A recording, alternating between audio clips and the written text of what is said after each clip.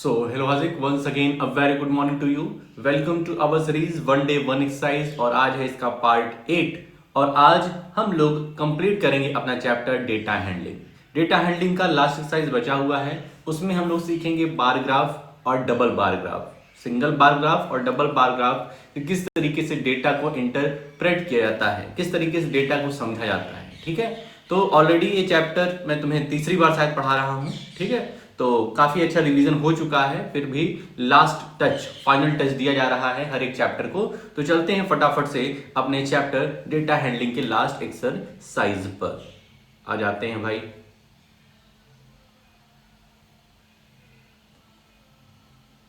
तो data handling का ये एक चैप्टर है और इसको थोड़ा सा एक ब्लैंक शीट भी ले ली जाए।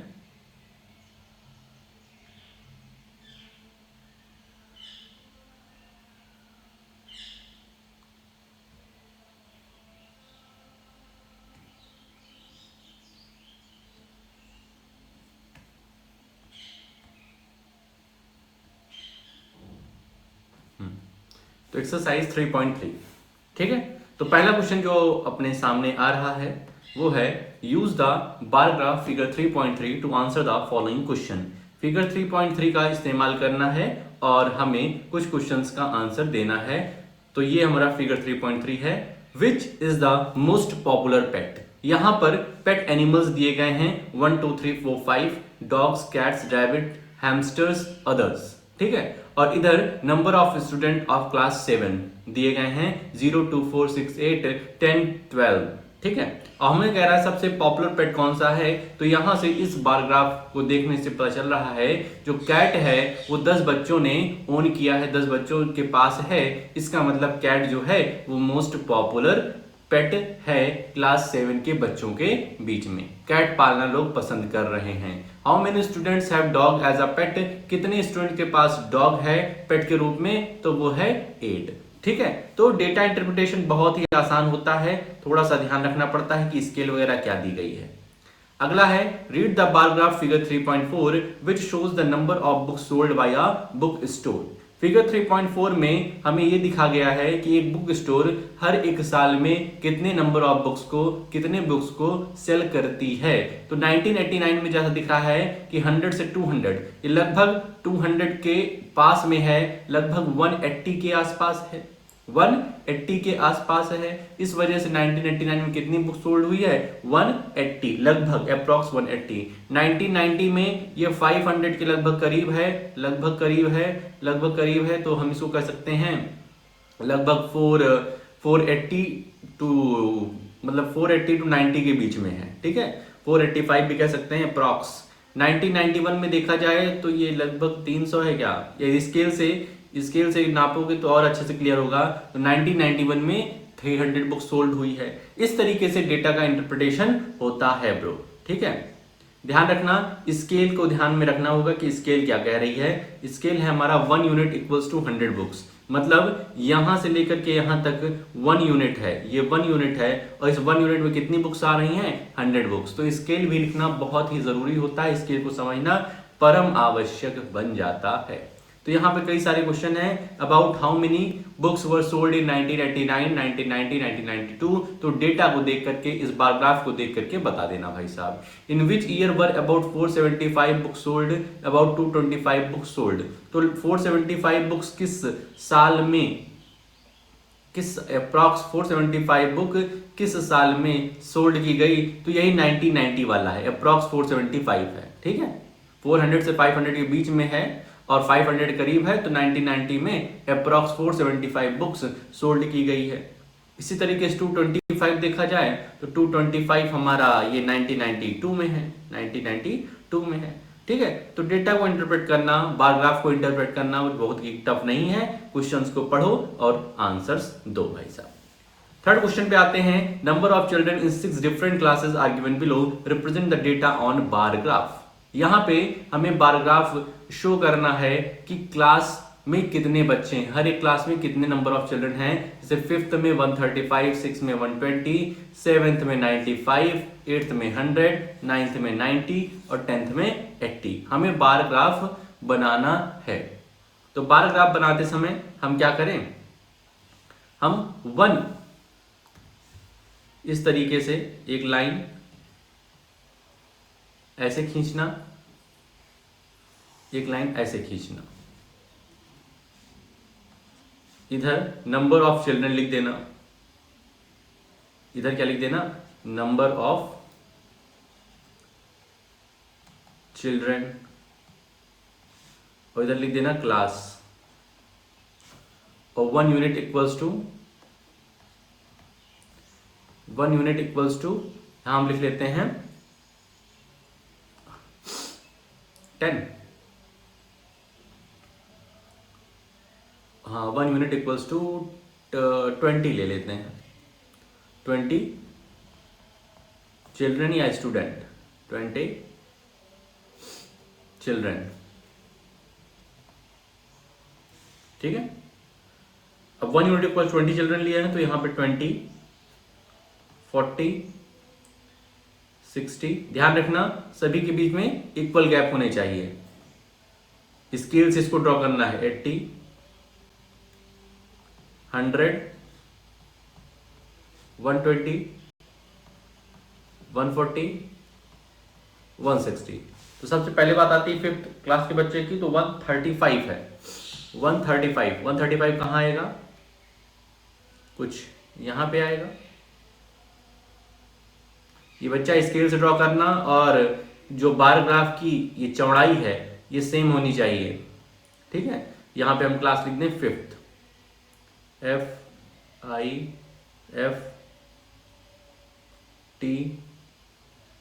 5th, 135।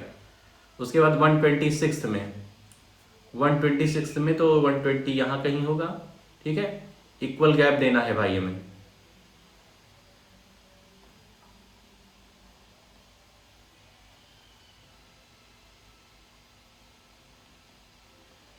सिक्स्थ, ठीक है। इसके बाद 7th में 95 है, तो 100 से कम होगा,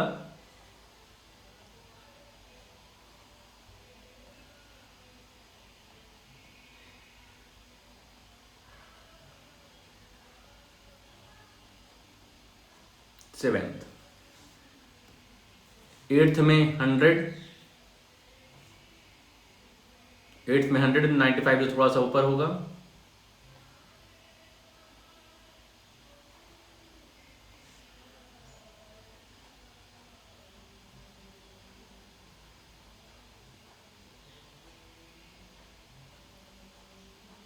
एट्थ। उसके बाद 9th में 90, तो 80 से 100 के जस्ट बीच में होगा,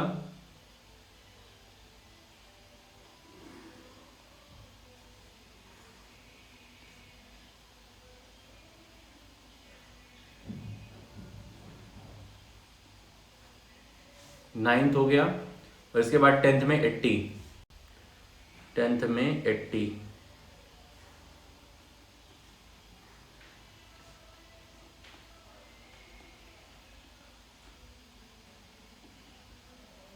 ठीक है। तो इस तरीके से बार ग्राफ हमारा बन गया। स्केल लिखना बहुत ही आवश्यक है कि 1 unit equals to 20 children. Scale तुम कुछ भी ले सकते हो, तुम अपने स्पेस के अकॉर्डिंग, तुम्हारा स्पेस कितना है, तुम्हारे पास जगह कितनी है एक बार ग्राफ बनाने की, ठीक है। तो इस तरीके से हो गया। How would you choose a scale, तो स्केल हम अपनी सहूलियत के हिसाब से डेटा को देख करके लेते हैं कि डेटा यदि बड़ा है, डेटा हमारा बड़ा है, 135 तक बात है, तो 1 स्केल इक्वल्स टू, यदि हम 10 यूनिट लेते हैं, 1 यूनिट इक्वल्स टू 10 चिल्ड्रन लेते हैं तो दिक्कत बन जाती है, तो बहुत हमें बड़ा स्पेस चाहिए होता। और 1 यूनिट इक्वल्स टू 1 चिल्ड्रन, तब तो भाई असंभव हो जाता थोड़ा सा बनाना, तब तो हमें चार्ट पेपर चाहिए होता इस डेटा को ड्रॉ करने के लिए। Answer the following question, which class has the maximum number of children and the minimum, तो सबसे ज्यादा बच्चे हैं अपने पास 5th में और सबसे कम बच्चे हैं अपने 10th क्लास में, ठीक है। Find the ratio of student of class 6 to the student of class 8। इस देखो रेशियो निकालना है। रेशियो मीन्स होता है, रेशियो मीन्स बस इस तरीके से हमें लगा देना है, इस तरीके से इसको रेशियो कहते हैं। साइन, ये साइन किस चीज का है, रेशियो का साइन है। और हमें सबसे पहले क्लास 6 को लिखना है, तो 6 के है 120 और 8th के कितने हैं, 8th के 100 120:100, 120:100। या तो ये आंसर आ रहा होगा, या तो आंसर में कुछ इस तरीके से आ रहा हो 120/100। इसको कैंसिल आउट कर लो, 0 से 0 कैंसिल, 2 6 ज़ा 12, 2 5 ज़ा 10। या तो 120:100 आ रहा होगा, या तो 6:5 आंसर आ रहा होगा। दोनों बात एक ही हुई। ठीक है, तो रेशियो का मतलब समझ गए। रेशियो का मतलब समझ गए। रेशियो क्या होता है कि जो नंबर हमें पहले कह रहा है, जैसे क्लास 6 पहले कह रहा है कि उसमें नंबर ऑफ स्टूडेंट का रेशियो क्लास 8 से बताओ, तो 6 का पहले लिख लो, रेशियो का साइन, उसके बाद 8 का लिख लो। यदि कैंसिल आउट हो सकता है तो कैंसिल आउट करके वो आंसर हो जाएगा, सिंपलेस्ट आंसर। अगला, the performance of student in first term, second term is given, draw double bar graph showing choosing appropriate scale and answer the following question. तो भाई साहब यहां पर भी हमें क्या करना है, डबल बार ग्राफ बनाना है, क्योंकि इस बार डबल डेटा दिया गया है। तो आ जाते हैं अपने ब्लैंक शीट पे।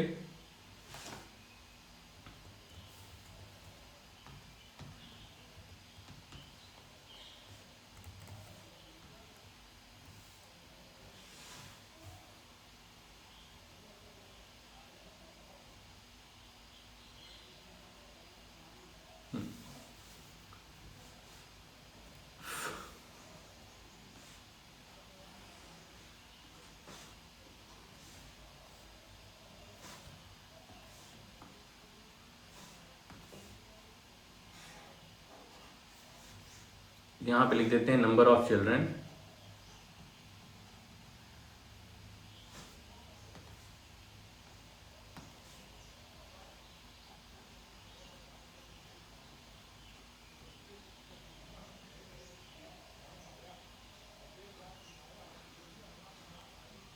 नंबर ऑफ चिल्ड्रन और इधर मार्क्स।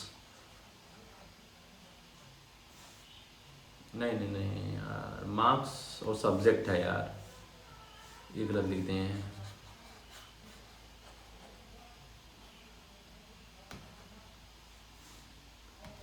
इधर लिखना है मार्क्स,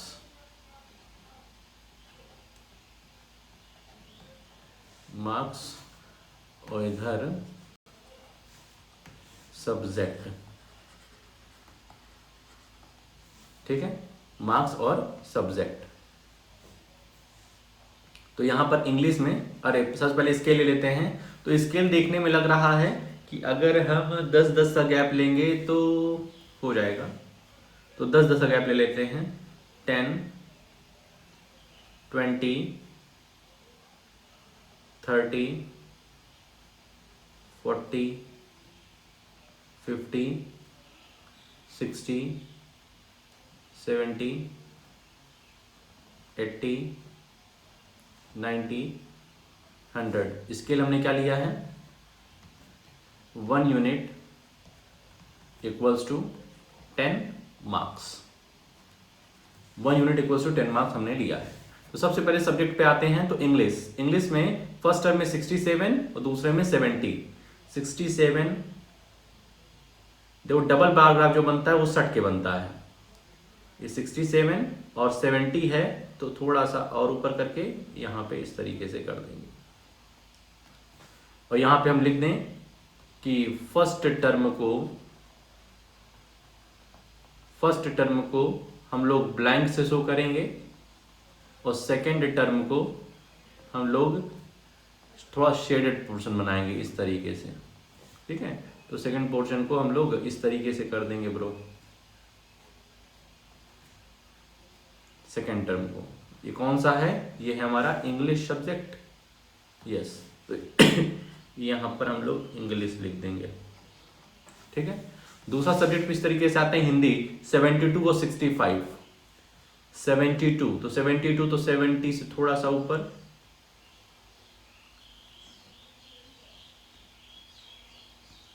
72 और चिपका के ही हम लोग 65 बनाएंगे। तो 65 कुछ 60 और 70 के बीच में आएगा।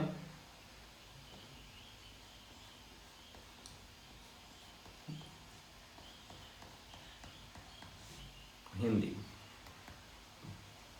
ठीक है, इंग्लिश हिंदी हो गया। इस तरीके से मैथ्स का भी कर लेना है, साइंस का कर लेना है, सोशल साइंस का भी कर लेना है, सेम फॉर्मेट पे।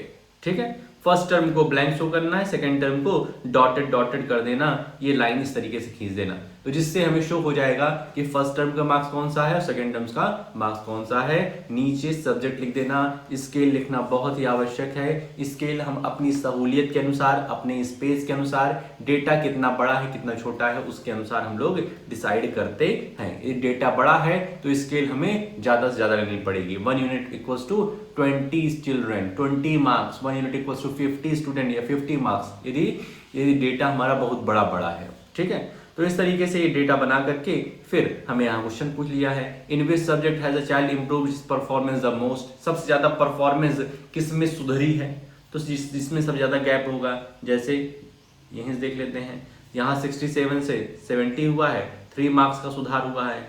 ये वाला कितने का, ये तो माइनस में चला गया है। ये वाला 7 का है, ये वाला 4 का है, ये वाला 2 का है। तो सबसे ज्यादा परफॉर्मेंस साइंस नहीं मैथ्स में सुधारी गई है, सबसे ज्यादा परफॉर्मेंस मैथ्स में सुधारी गई है। किसी में परफॉर्मेंस कम हुई है, परफॉर्मेंस डिग्रेड हुई है, तो वो हिंदी है। ठीक है, तो इस तरीके से क्वेश्चंस आते हैं, इसको कर लेना भाई।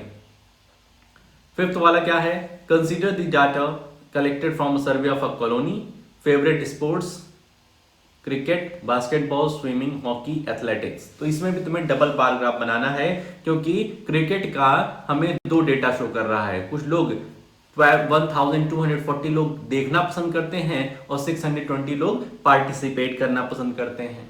तो इसका भी डबल बार ग्राफ बनेगा। इस तरीके से लाइन खींच देना, इधर लिख देना, इधर लिख देना स्पोर्ट्स, नीचे वाले में स्पोर्ट्स आ गया, उस स्पोर्ट्स आ जाएगा, और इधर आ जाएगा number of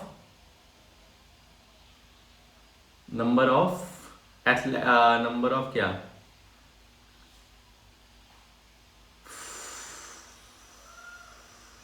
number of children या नंबर ऑफ ह्यूमन लिख देना। ठीक है, और डबल बार ग्राफ बनेगा, तुम्हें शो करना पड़ेगा कि वॉचिंग वाला, जैसे वॉचिंग वाला तुम ये सिर्फ सिंगल से दिखा देना, मतलब एकदम प्लेन से वॉचिंग, और पार्टिसिपेटिंग को इस तरीके शो कर देना, या फिर कोई कलर शो कर देना कि ये ब्लू कलर से ये होगा, ब्राउन कलर से ये होगा पार्टिसिपेटिंग।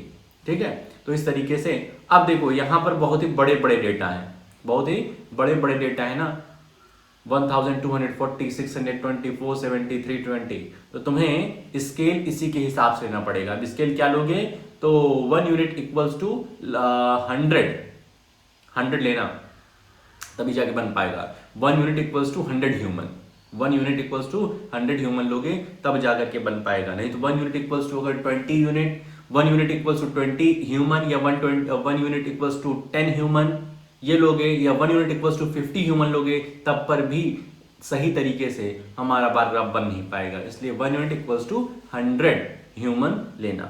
ठीक है, चलो भाई, तो इस तरीके से 5th क्वेश्चन हो जाएगा। 6th क्वेश्चन क्या कह रहा है, यहाँ पे तुम्हें टेबल 3.1 में जाना पड़ेगा, जहां पर मैक्सिमम और मिनिमम टेम्परेचर शो किया गया है।